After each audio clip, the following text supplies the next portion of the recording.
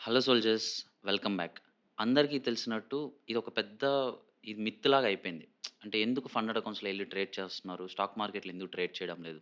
Funded accounts అనేది ఒక scam అది ఇది అని చాలామంది అనుకుంటున్నారు. మనకి ఏదైతే అర్థం కాదో యాక్చువల్‌గా అది స్కామ్, ఫేక్ అని చెప్పి పోర్ట్రే చేసేదానికి చాలా ఈజీ. కానీ అది నిజమా కాదా రీసెర్చ్ చేయడం బద్ధకం మనోళ్ళకి. స్టాక్ మార్కెట్ అంటే ఏంటి? ఫండెడ్ అకౌంట్ అంటే ఏంటి? సింపుల్ వర్డ్స్‌లో డైసెక్ట్ చేసి చెప్తాను. ఏంటో చూద్దాం. స్టాక్ మార్కెట్‌లో వచ్చేసి మన ఓన్ డబ్బులు తీసుకెళ్ళాలి. అంటే ఐ మీన్ మన ఓన్ క్యాపిటల్. అది ఒక్కొక్కరి ఇండివిడ్యువల్ పర్సన్స్ వాళ్ళ కెపాసిటీ బేస్ చేసుకొని వాళ్ళు మనీ తీసుకెళ్తారు. ఫర్ ఇన్‌స్టెన్స్ ఒక పర్సన్ 10,000 పెట్టగలుగుతాడు. ఇంకో పర్సన్ వచ్చేసి 10,00,000 పెట్టగలుగుతాడు. ఇంకో పర్సన్ ₹1,00,00,000 కూడా పెట్టగలుగుతాడు.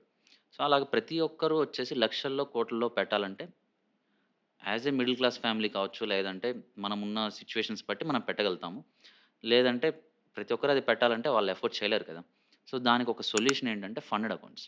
స్టాక్ మార్కెట్ ఇంత డబ్బులు పెట్టి వస్తున్నాం కదా! స్టాక్ మార్కెట్ ఎవరికి యూజ్ అవుతది బాగా అంటే ఇన్వెస్టర్స్‌కి చాలా బాగా హెల్ప్ అవుతది. మనం చూస్తున్నట్టు ఆప్షన్ ట్రేడింగ్ లేదా ఆప్షన్ సెల్లింగ్, ఆప్షన్ బయింగ్ ఇవన్నీ చేస్తుంటాం కదా! నిఫ్టీ, బ్యాంక్ నిఫ్టీలో. అలా కాకుండా అంటే వాటిల్లో ట్రేడ్ చేయకుండా ఎవరైతే ఇన్వెస్ట్ చేస్తారో వాళ్ళకి చాలా బాగా హెల్ప్ అవుతది. ఇప్పుడు మీరెళ్ళేసి ఆప్షన్ బయింగ్, ఆప్షన్ సెల్లింగ్ చాలామంది చేశారు కదా! మీరు ఎంత వరకు ప్రాఫిటబుల్ అయ్యారు? మీరు ట్రేడ్ చేసేటప్పుడు ఎంత సెటిల్డ్‌గా ఉన్నారు? ఎంత ప్రశాంతంగా, రిలాక్స్‌గా ట్రేడ్ చేయగలుగుతున్నారు? ఇవి మీకు మీరే క్వెషన్ చేసుకోండి. ఎందుకంటే మన ఓన్ క్యాపిటల్ తీసుకెళ్ళేటప్పుడు మనం ప్రశాంతంగా ఉండమంటే ఎలా ఉంటాం? నేనైనా ఉండలేను ఆబ్వియస్‌గా. రీజన్ ఏంటంటే ప్రెషర్ ఉంటది. ఆ డబ్బులు పోతే మళ్ళీ నేను ఎలా డబ్బులు తీసుకురావాలనే ఒక ప్రెషర్ బిల్డ్ అవుతది. ఆ ప్రెషర్ మనల్ని మనం ఆ ట్రేడ్‌లో ఉన్నంత సేపు వెంటాడుతానే ఉంటది. అది నువ్వు ఒక ప్రాఫిటబుల్ ట్రేడ్‌లో ఉన్నా సరే, లేదా లూజింగ్ ట్రేడ్‌లో ఉన్నా సరే, లూజింగ్ ట్రేడ్‌లో ఉంటే నీకు ఆ ప్రెషర్ ఇంకా 10x, 100x అయిపోతది. అదే ప్రాఫిటబుల్ ట్రేడ్‌లో ఉంటే నీ టార్గెట్ తీసుకున్న దానికి కూడా నీకు ఓపిక రాదు. అరే! వచ్చిన కాడికి చాలు తీసుకెళ్ళిపోదాం అనే మైండ్‌సెట్‌లోనే ఉంటది తప్ప, ఎంతసేపటికి అంటే ఇక్కడి వరకు మన టార్గెట్ టెక్నికల్ టర్మ్స్‌లో మనం మొత్తం అన్నీ మార్క్ చేసుకొని, ఓకే. ఇక్కడి వరకు నేను టార్గెట్ తీసుకోవాలనుకుంటున్నాను. సో, ఇది నా ట్రేడ్ అన ఐడియా అనేది ఉంటది కదా! సో, దాన్ని ఫాలో అవ్వలేరు. అంటే ఐ మీన్ మీ ఓన్ ట్రేడ్ సెటప్‌ని మీరు ఫాలో అవ్వలేరు. Reason pressure. ఆ ప్రెషర్ ఎక్కడి నుంచొస్తుంది? నీ ఓన్ క్యాపిటల్. సో, ఈ ఈ ప్రెషర్‌ని నువ్వు మిస్ ఔట్ చేయాలి. స్కిప్ చేయాలంటే దానికి రీజన్ ఏంటంటే ఫండెడ్ అకౌంట్. వేరే ఫర్మ్స్ కావచ్చు అవన్నీ నీకు డబ్బులు పెడుతున్నాయి కదా! డబ్బులు పెడుతున్నప్పుడు నువ్వు వైస్ మెన్‌వి కదా! ఎవడన్నా వచ్చి నీకు ఇన్వెస్ట్‌మెంట్ చేస్తుంటే ప్రశాంతంగా ఆ డబ్బులతోనే ట్రేడ్ చేస్తావు తప్ప, నీ ఓన్ డబ్బులు ఎందుకు తీసుకెళ్ళి చేస్తావు? ఆబ్వియస్‌గా చేయవు కదా! సో, ఇదే పాయింట్ ఇక్కడ. సింపుల్. అండ్ ఇక్కడ నీకు ఫండెడ్ అకౌంట్‌కి ఎంత డబ్బులు పెట్టాలి? మినిమమ్ ఎంత క్యాపిటల్ ఉండాలి బ్రో అంటే 3,500, 2,000 అంటే based on the coupon codes అవి కూడా అప్లై చేస్తే ఇంకా కూడా తగ్గుతా ఉంటాయి. సో, మినిమమ్ ఒక 20%, 15% ఆఫ్ ఉన్నప్పుడు ఇంకా కూడా తగ్గుతాయి. సో, ఒక బేసిక్ రౌండ్ ఫిగర్ అనుకుందాం. ఒక 5,000 అనుకో. ఓకే. ఈ 5,000 నీకు ఒక్కసారి లాస్ అయినా నువ్వు మళ్ళీ తీసుకొచ్చి పెడతావు. పెట్టగలవు. ఓకే. అలాగా నువ్వు మల్టిపుల్ టైమ్స్ కూడా పెట్టగలవు. ఎందుకు పెట్టగలవంటే నీకు ఆల్రెడీ ఫండింగ్ ఇస్తున్నారు ఒకరు. సో, 5,000 పెడితే నాకెంత ఫండింగ్ వస్తదంటే, ఇప్పుడు ఫండెడ్ అకౌంట్స్‌లో కూడా 2 టైప్స్ ఉన్నాయి. ఒకటొచ్చేసి ఫ్యూచర్స్. ఇంకోటొచ్చేసి ఎఫ్ఎక్స్. టూ డీప్‌గా వెళ్ళకుండా చాలా సింపుల్ టర్మ్స్‌లో చెప్తాను చూడండి.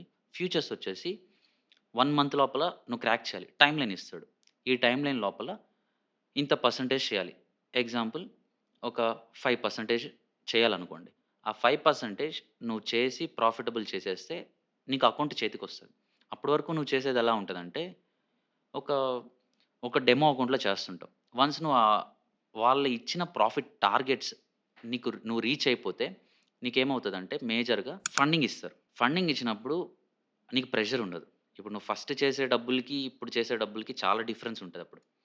సో, ఇక్కడ నీకు పే ఔట్స్ అంటే ఇప్పుడు నీకు ఎవడు ఊరికే వచ్చి డబ్బులు పెట్టడు. వాడు చాలా రూల్స్ ఇస్తాడు. వాడు ఎప్పుడు నిన్ను ఫెయిల్ చేయాలనే చూస్తాడు. దాన్నన్నిటికి నీ స్కిల్లే సమాధానం చెప్పద్ది. నీ పేషెన్స్ సమాధానం చెప్పద్ది. స్కిల్ ఉంటే పేషెన్స్, డిసిప్లిన్ అన్నీ ఆటోమేటిక్‌గా వచ్చేస్తాయి. సో, ఇవన్నీ నువ్వు ఫాలో అయ్యి ప్రాపర్ ఫాలో అయ్యి ఒక ట్రేడ్‌ని ఎగ్జిక్యూట్ చేసి, వాళ్ళు చెప్పిన ప్రాఫిట్ టార్గెట్ నువ్వు తీసావంటే నీకు ఫండింగ్ వస్తది. ఆ ఫండింగ్‌ని బేస్ చేసుకొని నీ బిల్స్ కావచ్చు, లేదంటే చిన్న చిన్న కమిట్మెంట్స్ కావచ్చు, నీ డైలీ నీడ్స్ కావచ్చు, వాటిలిని ఫుల్‌ఫిల్ చేసుకోవచ్చు. ఓకేనా? నెక్స్ట్ కోట్ల తర్వాత కోట్లు నెక్స్ట్ కోట్లనొస్తది. కోట్ల తర్వాతొస్తాయి. ఫస్ట్ నీ బిల్స్ నువ్వు పే చేసుకుంటే మిగతాయన్నీ ఆటోమేటిక్‌గా వస్తాయి. ఓకే. అండ్ వీటిల్లో ఇందాక ప్రీవియస్‌గా చెప్పినట్టు స్టాక్ మార్కెట్‌లో ట్రేడ్ చేయలేమా చేయొచ్చు. హ్యాపీగా చేయొచ్చు.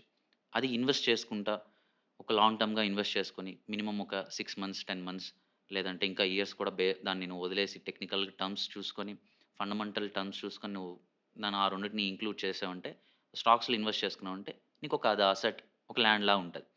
అదే నీకు ట్రేడింగ్ చేసావనుకో, దాన్ని పెట్టి ఆప్షన్ సెల్లింగ్, ఆప్షన్ బయింగ్ చేసావనుకో, అది మీకే తెలుసు. మీరు ప్రాఫిటబుల్ చేయలేకపోతున్నారు. అది మీకు తెలుసు. చాలామంది option buying and option selling లోపల నుంచి వచ్చేసినోళ్ళు కూడా చాలామందున్నారు. ఫన్నెట్ అకౌంట్స్‌లో ఫ్యూచర్స్ చూసాం కదా! ఇప్పుడు ఎఫ్ఎక్స్ చూద్దాం. ఎఫ్ఎక్స్‌కి ఏంటంటే 2 స్టేజెస్‌గా ఉంటాయి. మోస్ట్‌లీ 2 ఫేజెస్ ఉంటాయి. ఫేజ్ 1లో ఇంత పర్సెంటేజ్ చేయాలి. ఫేజ్ 2లో ఇంత పర్సెంటేజ్ చేయాలని ఒక రూల్ ఉంటది. ఫస్ట్ ఫేజ్‌లో 8% అండ్ సెకండ్ ఫేజ్‌లో 5% ఉంటది. ఓవరాల్‌గా ఒక 13% ప్రాఫిట్ చేయాలనుకోండి. సో, బేస్డ్ ఆన్ దట్ నువ్వు దాని టార్గెట్ తీయగలిగావనుకో, తర్వాత నీకు ఫండింగ్ ప్రొవైడ్ చేస్తారు యాస్ యూజువల్. ఇందాక మనం ఫ్యూచర్స్‌లో మాట్లాడినట్టే ఇక్కడ ఫండింగ్ ప్రొవైడ్ చేస్తారు. దీనికి టైమ్ లైన్ అనేది ఉండదు. 1 మంత్ లోపల నువ్వు ట్రేడ్ చేసి దాన్ని ప్రాఫిట్ చేయాలనేది ఏముండదు. నువ్వు ఎంతన్నా చేయొచ్చు. అంటే ఎంత టైం అన్నా తీసుకోవచ్చు. ఒక సంవత్సరం కూడా తీసుకోవచ్చు. ఒక సంవత్సరం వరకు నువ్వు ట్రేడింగ్ అంటే ఫండెడ్ అకౌంట్ నువ్వు క్రాక్ చేస్తానే కూడా ఉండొచ్చు. సో, అది ఎందుకు డిలే అవుతదంటే ట్రేడ్ సెటప్ కావచ్చు, సో కాల్డ్ స్ట్రాటజీ కావచ్చు, అది ప్రాపర్‌గా ఉండకపోతే. సో, నేను దాన్ని స్ట్రాటజీ కన్నా గాని నేను ఎలా బిలీవ్ చేస్తానంటే ఒక ట్రేడ్ సెటప్ ప్రాపర్‌గా ఉంటే బావుంటది. ఎందుకు చెప్తున్నానంటే ఈ పాయింట్, ఎవ్రీ సింగిల్ టైమ్ మనకి ఒకటేలాగా మార్కెట్ ఉండదు. ఎవ్రీ సింగిల్ టైమ్ డిఫరెంట్ సినారియోస్‌లో వస్తుంటది. సో, ఆ డిఫరెంట్ సినారియోని నువ్వు అర్థం చేసుకొని నువ్వు ట్రేడ్ చేయగలిగితే, సో, నీకు దాన్ని ట్రేడ్ సెటప్ అని బిలీవ్ చేస్తాను.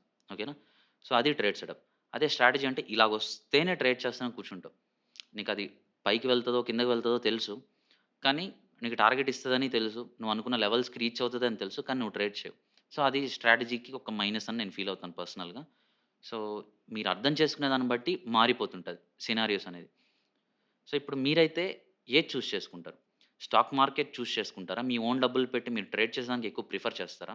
లేదంటే ఫండెడ్ అకౌంట్స్‌కి వెళ్లి మీరు డీసెంట్‌గా ట్రేడ్ చేసేదానికి చూస్తారా? అంటే ఒక తెలివిగా మీరు అక్కడికి వెళ్ళేసి ట్రేడ్ చేసేదానికి చూస్తారా? మీ చాయిస్ ఏంటి? మీ ఒపీనియన్ కమెంట్స్‌లో షేర్ చేయండి. ఐ హోప్ మీకు ఇదొక యూజ్‌ఫుల్ ఇన్ఫర్మేషన్‌గా ఉందనుకుంటున్నాను. మరొక వీడియోలో మరికొన్ని పాయింట్స్‌తో కుక్ చేద్దాం. Until then be safe. I don't understand